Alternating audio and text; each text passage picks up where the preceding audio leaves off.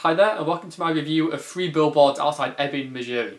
So, 3 Billboards Outside Ebbing, Missouri is the latest film from writer-director Martin McDonagh. I've never really been a huge fan of his work before. I mean, In Bruges I think is pretty fun and funny, but I don't think it's a masterpiece by any means. I think Seven Psychopaths is pretty good, but I think its meta-narrative is just, thinks it's cleverer than it is.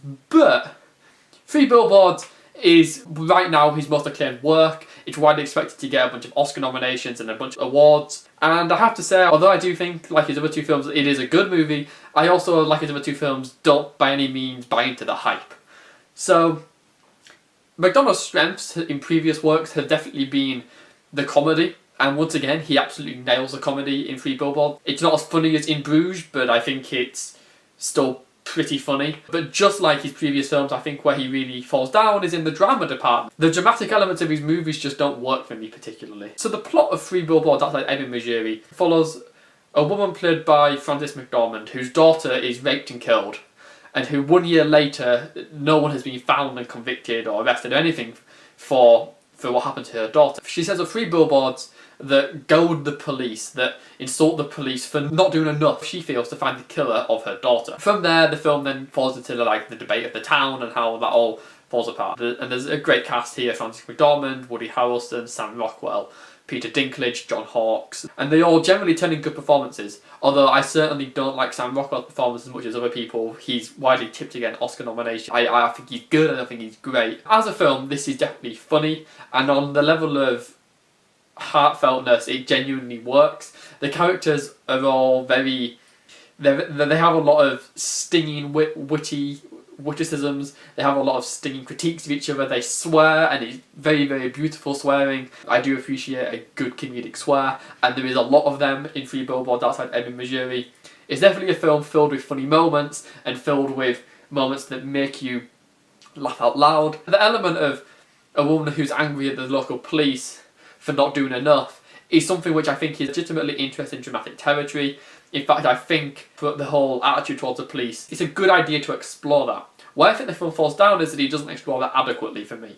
In fact, I think the crutch of my big issues really falls down to Sam Rockwell's character, who is a police officer. He's made clear in the first half hour that he's an absolute scumbag, who is not to be trusted or liked in any way. Within the first hour, he's openly been racist.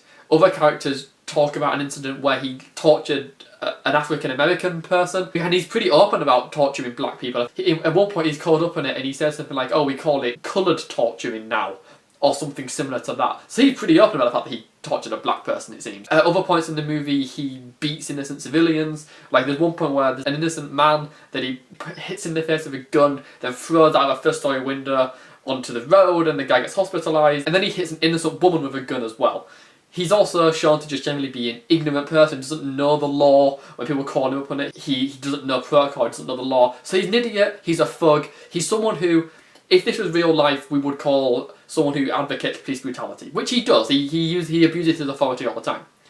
I have zero issue with this guy being a character in the film. I have zero issue with the jokes about police brutality. I think comedy is a very good way to sometimes deal with issues like this. So I've no issue with this. Where the film falls down for me, this is going to be semi-spoilers. I'm not going to go into full detail, but it's semi-spoilers. Here's your warning. The problem is that this character goes through a redemption arc, and that is by itself fine. What I have a problem with is the sudden redemption. So he basically receives a letter telling him that somebody thinks he's a good person, and because they think he's a good person, he then for the rest of the movie begins to act like a good person. Which is fundamentally such a contrived setup. That's annoying because it requires the audience to just accept such a contrived setup for no real reason, because then for the rest of the movie he's meant to be sympathetic. So in the first half we're meant to hate him, and the second half we're meant to like him, and that is a contrived setup however they do it because it's so sudden. And this is a problem with the entire film. So much of the plot depends on coincidence, depends on contrivance. You have to buy into a lot of bullshit that is clearly just set up to allow other bits to happen. And it's so jarring how every now and again these contrivances happen. I mean, this doesn't stop the film being an effective, interesting think piece about the way grief manifests and stuff like this, and the way the police act. And if someone were to argue the film is lenient on police brutality, I would also understand that point, because we are meant to in the end sympathise with somebody who is a known aggravator of racial assault. So I wouldn't be opposed to someone taking that view. Although I think the film is a little bit more nuanced, I'm not convinced that the film deals with it perfectly, and I think it's all about the fact that that big contrivance is kind of just the biggest example of a film that's filled with contrivances and filled with moments that are either predictable, or if they're not predictable, they come out of nowhere. And so it's all dramatically lacking. And ultimately, there's no one to really sympathise with. Once you start to see Frances McDormand's character do certain things, you end up not even necessarily buying into the reason she's doing it and the good intentions she seems to have.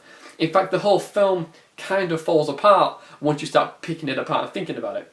That's not to say it isn't funny, and it's certainly enjoyable, and it certainly has a lot of clever moments, and it certainly is something that's a good watch. I think it just doesn't work for me because I never bought into the premise. I never thought the characters were compelling enough for me to forgive the poor plotting, which in other films I would have done. But the characters were just so caricaturist in many instances that even though they were funny, and even though they allowed some interesting ideas and interesting emotions to surface, they didn't do much else for me. So although I think this is massively flawed, and although I think there's certain dramatic elements that really let the film down, I think as a comedy it succeeds with flying colours, and I think as a drama it has its moments. So overall, shortcomings aside, I think Three Billboards Outside Ebbing, Missouri is a good movie. It's not at the top end of good, but it is good, and so that's what I think. I hope you liked this review. Thanks for watching. If you liked it, give it a like. If you want to hear more reviews, subscribe.